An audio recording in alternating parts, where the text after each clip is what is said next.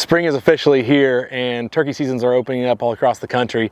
And as archers, we have the ability to hunt even before some of the gun seasons open. And one of the things that we deal with the most when hunting the early season is hunting big flocks of turkeys, and that can be extremely difficult.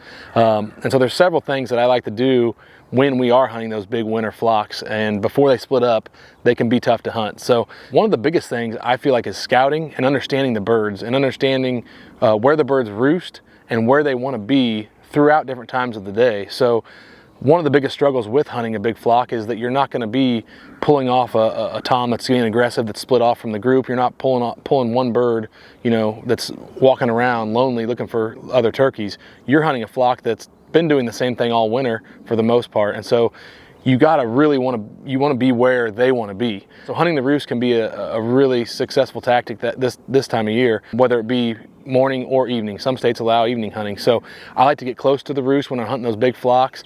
And then utilizing decoys is huge too. We've actually had situations where we've put out our own mini flock of decoys, but having a strutter decoy, something to just grab the attention of some of those birds.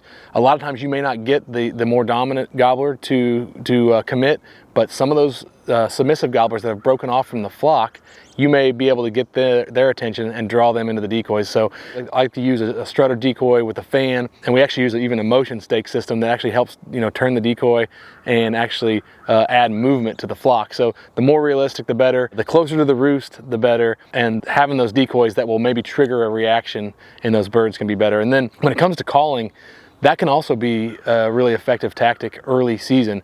I like to kind of just mirror what the flock is doing. You know, I kind of listen to the birds, hear what they're doing, kind of mimic some of that.